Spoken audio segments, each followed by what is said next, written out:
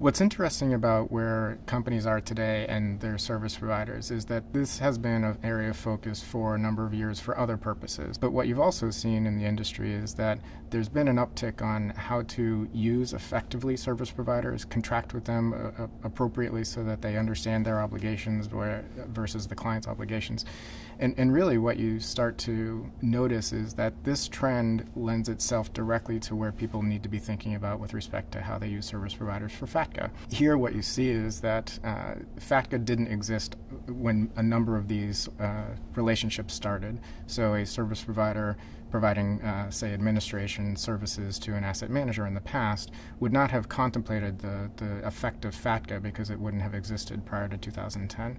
In the longer term for FATCA and it's the company's relationship with their service providers, one of the key things that they really need to contemplate is the ongoing requirements of FATCA, and really what that mostly speaks to is the governance and compliance programs that companies are putting in place.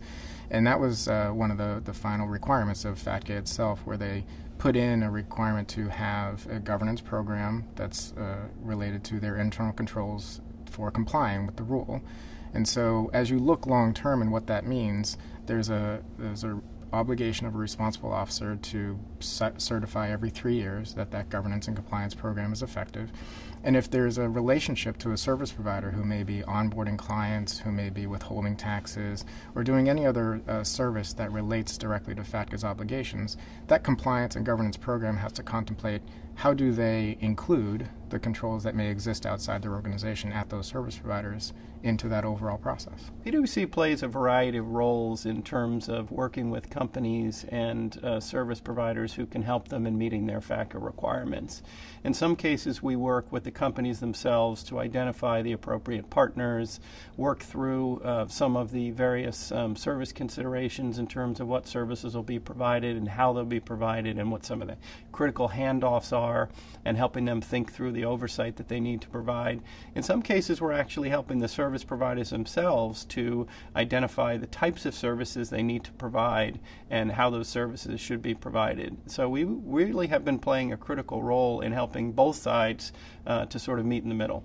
We were engaged by a large alternative client who was struggling in terms of working with their service provider to outline the types of services that were going to be provided. We realized very early on that it was going to be a bit of a challenge because the service provider themselves wasn't very far along in their thinking.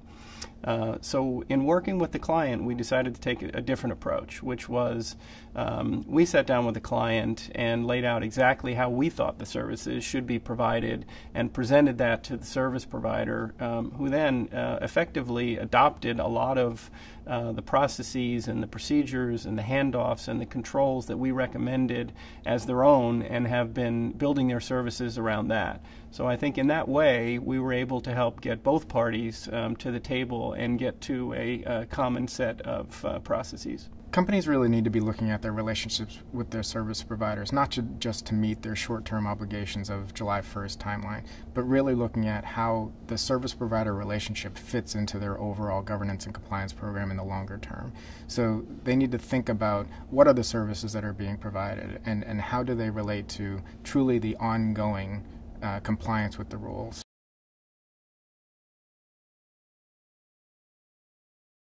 When we advise our clients on how to engage with their service providers around FATCA, I think we start first and foremost with having a good idea of the services that you need from them.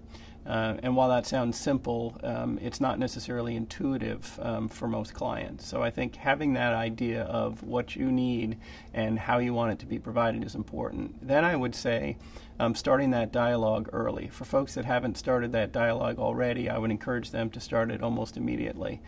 Begin to talk about that because clearly there's some back and forth and some give and take around the services that will be provided and how they'll be provided. Once you get general agreement around the services to be provided, then think very carefully about what some of the handoffs are and what your expectations are for how those services will be governed and how we take comfort that those services are being provided correctly.